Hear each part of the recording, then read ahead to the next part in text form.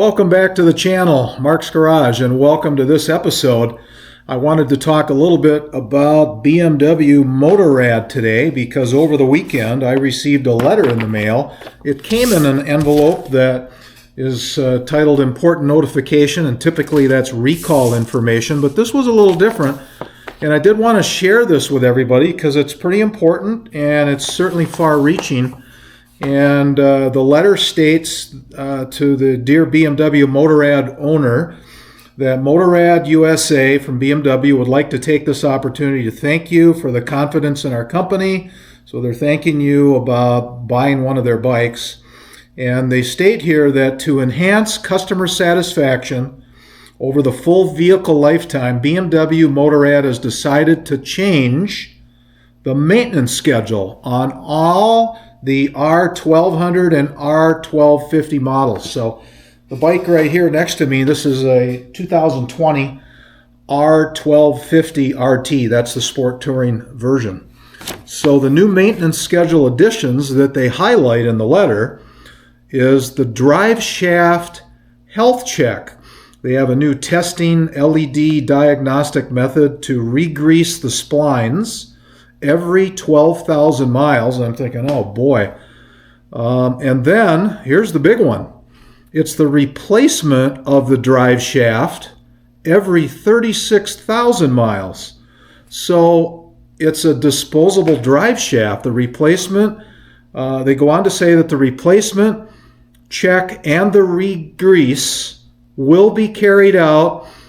This is the most important thing. Will be carried out at the expense of BMW Motorrad USA over the full vehicle lifetime. So I'm thinking, wow, that's really stepping up to the plate. So what they included in the letter also is an insert for your owner's manual, and it's the new maintenance schedule showing that part about the universal shaft. So anyway, what I wanted to do is put that out there, share it. Hopefully others have gotten this letter, and that's the update here from BMW. So something else, isn't it? So give me your thoughts in the comments section. Let me know what you think. And anyway, I think overall good news.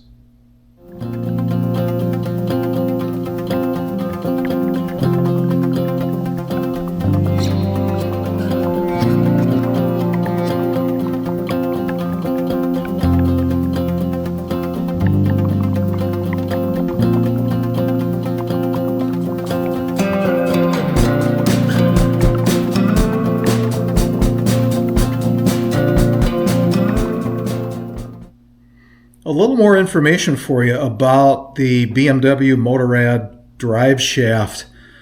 And I've got a couple pictures here that I took. And what they're referring to is, they call it a cardan shaft, C-A-R-D-A-N. And that's because it has a universal joint. And I'll show you a picture of approximately where that universal joint exists in the drive shaft housing. And apparently, because of the articulation with the suspension and, of course, how that's designed, there's the possibility that over time that wear of that shaft occurs. And I think it makes more sense to me that maybe on the GS models, where you're off-road and the articulation of the suspension and the whole universal joint has a lot more gyrations for it, I suspect that that's where maybe some of the issues occurred, but doesn't mean your suspension isn't doing the same thing when you're on this particular bike on the RT. So it's really nice that BMW has decided to, over time, their study shows that no, these things do wear out. It is mechanical, and it is a drive shaft, and it's pretty neat that they're stepping up to go ahead and take care of that. So I hope those pictures that we showed here were helpful in describing that. So after doing a little more research about this BMW drive shaft issue, spending a little bit more time doing some searches and scanning YouTube, I did come across a very neat channel. And the channel is called The BMW Guy. And Kevin Johnson is the one who is a He's a master technician with BMW. He's set up a shop at his house. He really exclusively repairs BMW motorcycles for folks. He's up in Minnesota. And I did reach out to him to ask him if it was okay with him if I shared on my channel a video that he put together about replacing a drive shaft on a BMW motorcycle. And he was more than happy to say, yes, please go ahead and do that. And so what I'm going to do is we're going to take a look at that next. I think it's pretty interesting, first of all, just to see the process. How do you remove the drive shaft? And then two, he is replacing one and it shows some damage at the universal joint. So I think it's somewhat related to what we're talking about. It may not be exact, but I thought this would be interesting to show. So that's coming up next.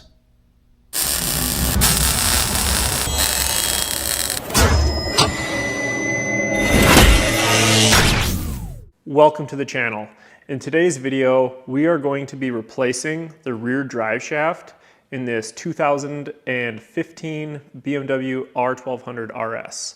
This procedure is going to apply to all like boxer liquid cooled models, so you could very easily be translated over to like a R1250 RT, R1200 RT GS, just the whole like liquid cooled boxer model lineup. Obviously I can't speak for the new R1300, but if you got a liquid cooled boxer motor at home and you got a drive shaft, I'm going to kind of walk you through. This customer actually diagnosed his own bike, so I'm going to kind of show you what kind of provoked him to think that he needs a new drive shaft, and then I took a look at it. I also agree that he needs a new drive shaft. So we got a new drive shaft, and now we're going to install it together. So let's get to it. Step one is going to be removing the rear wheel. Obviously, so as you can see, this guy has a aftermarket exhaust on here. So depending on the model, you might need to remove your exhaust. So we're just going to go ahead and remove the rear wheel. And if we have to remove the exhaust, we'll do that next. So now we can go and remove our rear brake caliper. In doing so, we're just going to use a T40 Torx. We'll go ahead and loosen these up and then set it off to the side, and then we'll go and remove our wheel speed sensor. So let's get this rear brake caliper off.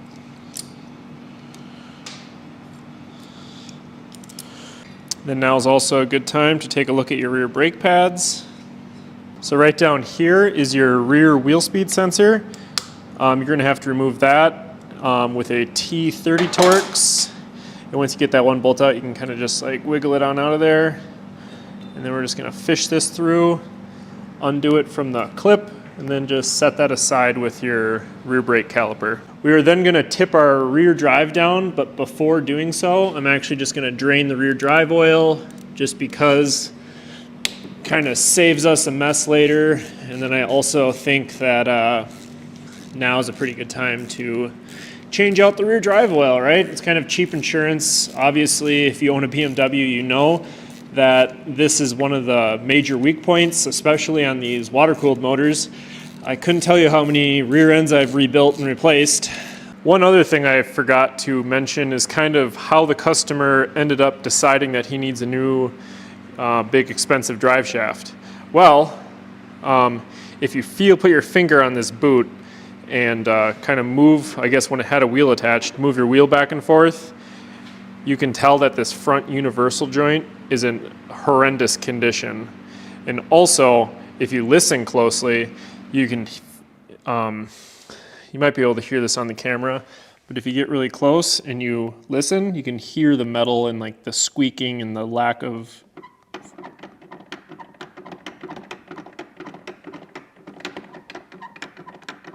So that's just me doing this to the rear end, and you can just tell how bad it sounds in there.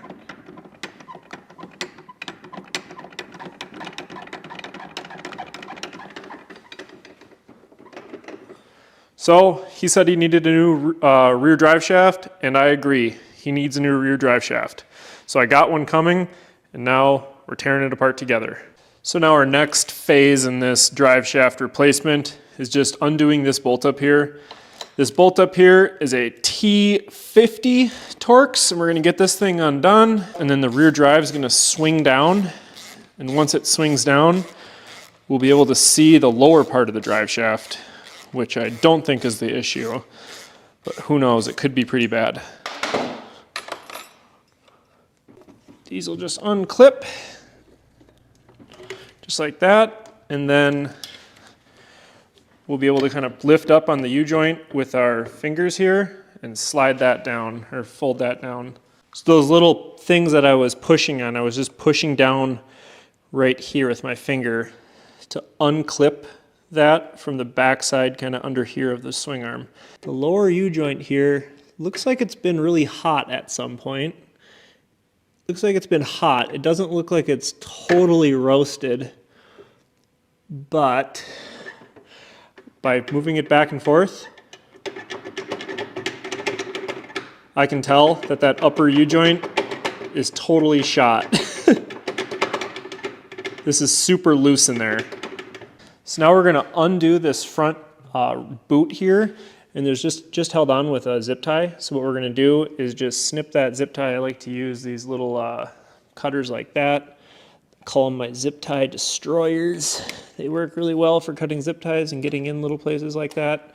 So we cut that zip tie, and then we're gonna peel the front part of this boot back. Pretty easy here. So that's gonna expose the front part of our U-joint. So you can see those right there are the splines on the transmission output shaft, and that's what the U-joint splines into. So what we're gonna do is kind of use a pry bar or a flathead screwdriver, and we're gonna wedge it between the transmission here and then this drive shaft flange. Fish it down in there, and then we'll just get it set up like that, and then with very little effort, you can see it just pop right off. So now heading down to the back side here, our drive shaft is right here. We have it undone at that front spline. So now we can just kind of pull. And obviously this thing's in less than ideal condition. So and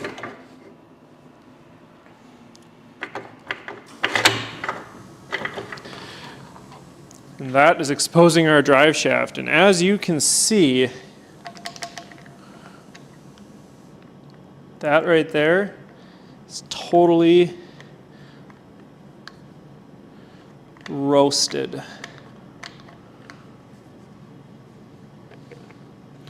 So you can see right there where it was clunking.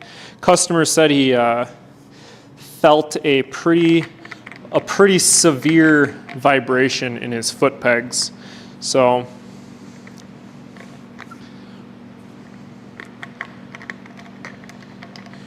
yeah. Also, for those of you that are saying, oh my gosh, he didn't use a pry bar to get rid of to get the swing arm off the output shaft, you should never do that. Why don't you use a special tool? Well, I'm using the BMW Motorrad software, R model, RS, rear drive. I'm going to just go up here to repair manuals. That's pretty much just going to bring up all the, here you go, universal shaft, removing, installing, replacing universal shaft. And this is going to give you the same instruction that all the dealers are going to have. So where does it say? Yeah, right here. Using a suitable tool, remove universal shaft from gearbox output shaft. Yeah, so I don't know. Sometimes BMW is a little bit of a shade tree mechanic themselves. But if you want access to that software, please join my channel. If you join under the platinum level, that's going to kind of get you tailored access to like step-by-step instructions. If you got something that you need help on, I'll happily help you out. But that's only at the platinum level. So I'll have that linked below. If you're feeling generous, please do that. If not, I at least hope this video here helped you out. So now it's time to reinstall the new drive shaft. First off, let's take a look at that unit. Ooh, wow, it's like nice and smooth and there's no play. But anyway, before we get started, what we're going to want to do is lube up these splines. This is a special BMW spline lube, and I will have that linked down in that bottom left-hand corner there, as well as in the description. So what we're going to do is just pump a bunch of that in there, and then just kind of smear it on the insides of these splines. And honestly, there's really no such thing as too much of this. You just want to kind of coat the insides of all these splines and just give it a nice protective layer. Another thing we're going to want to do is, if you look down in our swing arm, you can see all those metal shavings and stuff up there. We're just going to clean that out. And that spline way up in the drive shaft there, that's what we're looking for. So we're going to try and get that drive shaft dropped on over those splines. We are now going to want to fish this rear drive shaft with the larger diameter portion going forward. We're going to want to kind of just fish that up in there. Obviously, it doesn't really matter if we scratch the drive shaft. Kind of just lays up in there nicely. So now, just like we did before, we can peel this back so you can see the, this is going to be kind of hard to catch on camera. I'm going to do my best. You can see it, so you can see the splines there. And then with our other hand, we're going to kind of feed the rear drive shaft up into here. And what I'm looking for, I just want to get this up here to a point. I can feel it right there, kind of just lining that up. And then obviously this isn't my first time doing this, so I've kind of got it down to a science. You might struggle with this at home, but I will say, just keep trying and you will get it. So what we're doing is just trying to get this drive shaft, pushing on it with our other hand, trying to get the drive shaft to drop over those other the splines on the transmission. So there it is. So boom, as you can see, there's the drive shaft. I'm kind of pulling it in and out, and I got it aligned right on the shaft there. So the next step will be putting some lube on the splines that connect to the rear drive, and we can put this, this lube on both the rear drive and the drive shaft. And then we can kind of position the drive shaft downward, fold this rear drive up, and get these splines engaged as well. So get those aligned. That's way easier than the other ones. And then our bolt, I'm just holding the rear drive up, and we just got the bolt put in there to support the rear drive. Now I'm going to go and tighten up the rear drive bolt.